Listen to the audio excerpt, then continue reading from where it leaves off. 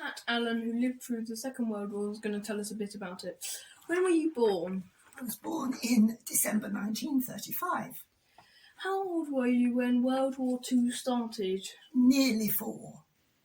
What happened when the war started to you? Nothing happened. Everybody expected a lot to happen when the war started. And the day war started, everybody rushed out onto the street when the siren went and looked into the sky, expecting to see lots of bombers and action, but nothing happened at all. Where did you live at the beginning of the war? I lived in Fulham in London. How did the war affect your normal life? At first, it didn't really affect it very much at all. But my father and mother decided that my mother and I should go to the country because we would be safe if there were any bombs. So we went to Wendover, which is Buckinghamshire, which is only really about 35 miles from London. But in those days, that was safe. Yes, so that was where we went. And I believe you returned to London after a certain period of time? Yes, well, I had already started school in Wendover, which is in Buckinghamshire in the country, and nothing had happened. There was a phony war, and so my mother didn't really like the country, and she decided that we'd come back to London. Can we see the photo of you and Grandma in London? Yeah, hold that up.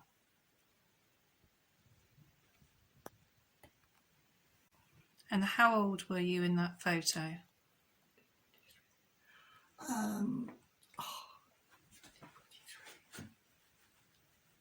8? 8. Yeah, thank you. 8.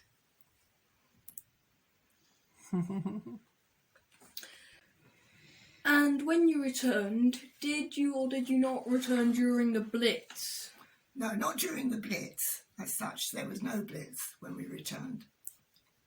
But when was the Blitz? The Blitz was in 1941.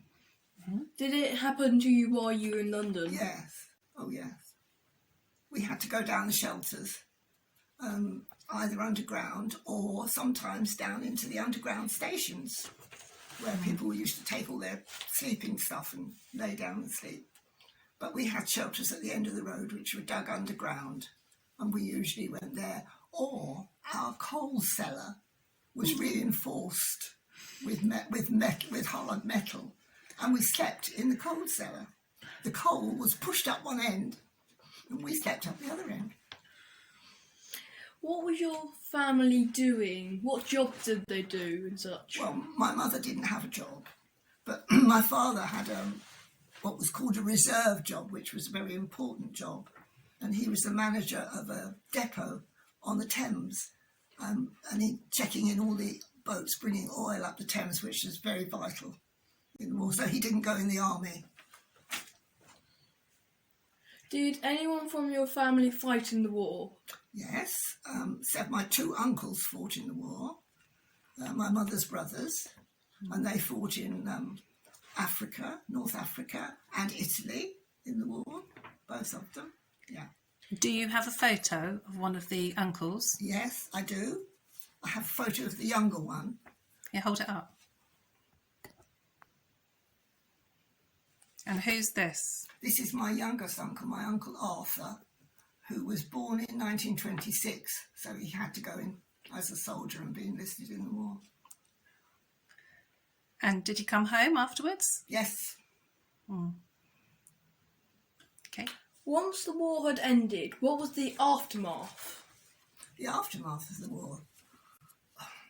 Well, my mother and I had been away in the country, but there was a period when there were no bombs or anything in London, and my mother didn't like the country.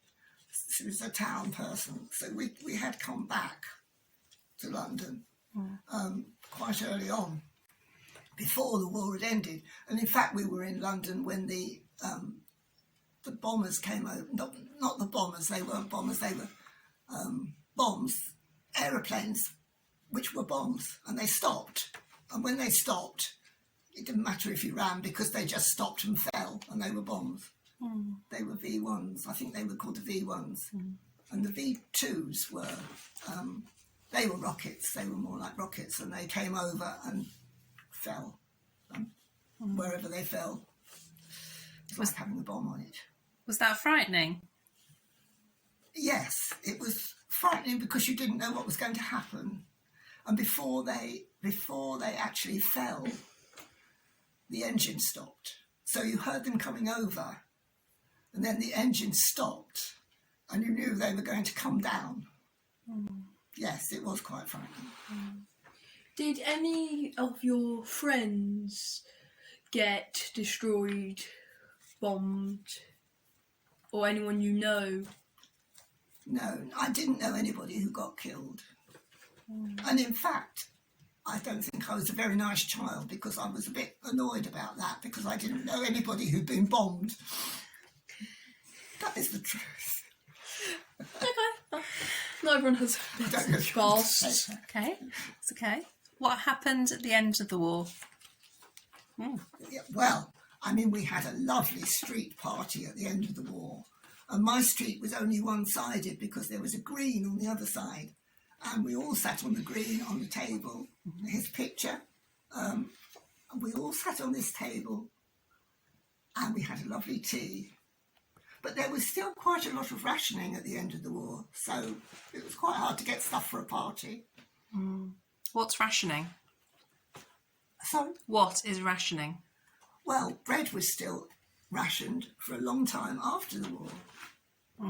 I think it was till 1950, 52, something like that. But I don't quite remember when. Yeah. What other effects were there after the war, after it finished? After the war finished, So there was less food. yes. In fact, it was reckoned that we lived better in the war sometimes because I was in the country in the war and there were chickens to kill, though you weren't supposed to because you were supposed to declare all the food that you had, anything that was food that you killed, you were supposed to declare to the authorities because that would be part of your food ration, your food allocation. But a lot of people didn't declare it all. And we lived quite well in the country, actually. Yeah. And I wasn't that far from London. No. Is that right? Okay. Yeah, that's great. Thank you.